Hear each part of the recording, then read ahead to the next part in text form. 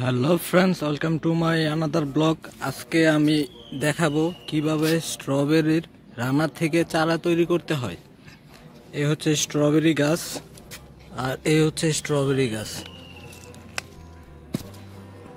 এই হচ্ছে স্ট্রবেরি রানারটা হচ্ছে এটা, আর এটা হচ্ছে ওয়ান টাইম গ্লাস। আমি এটা দিছি যাতে করে সহজে চারাটা তৈরি হয়ে যায়। আর এই জায়গাটার মধ্যে এই হচ্ছে রানারটা আমি ছিঁড়ে ফেলতেছি। এই যে রানারটা আমি ছিঁড়ে দিতেছি, এই ছিঁড়ে দিলাম। এই হচ্ছে একটা চারা, এই হচ্ছে একটা চারা তৈরি হয়ে গেল।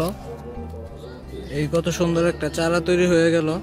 এখন এই এই চারাটা আমি যে কোনো একটা জায়গায় যখন আমি লাগাবো, তখনই এটা থেকে আরেকটা নতুন স্ট্রবেরি পরিপূর্ণ চারা হয়ে যাবে আর কি। এই হচ্ছে একটা, এগুলো আমি করে রাখছি আগে থেকেই।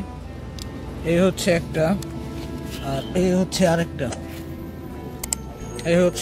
এখন যদি আমি এই চারাগুলো মাটিতে লাগাই, তাহলে এই চারা থেকেই স্ট্রবেরি হবে। যখন সময় হবে স্ট্রবেরি হবার, তখন এই হচ্ছে আমার স্ট্রবেরি চারা, স্ট্রবেরি গাছ, বড় গাছ। এই হচ্ছে স্ট্রবেরি বড় গাছ। তো আপনারা যারা স্ট্রবেরি চারা তৈরি করতে যাচ্ছেন, তারা এইরকম ভাবে তাদের গাছ থেকে যে রানারটা বের হয়, এই যে হচ্ছে রানার, আমি দেখাচ্ছি। এই হচ্ছে রানার, এই যে রানার, এই রানারটার মধ্যে এই যে শিকড় দেখা যাচ্ছে। এখন আমি এইটা যদি এই যে এটার মধ্যে যে এটা যদি আমি লাগিয়ে দিই, তাহলেই একটি চারা তৈরি হয়ে যাবে রানারটা থেকে। আমি লাগাচ্ছি, আপনাদেরকে দেখানোর চেষ্টা করতেছি।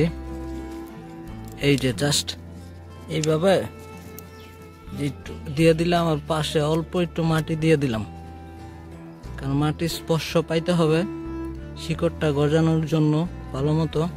এই যে আমি এই জিনিসটা দিয়ে দিলাম।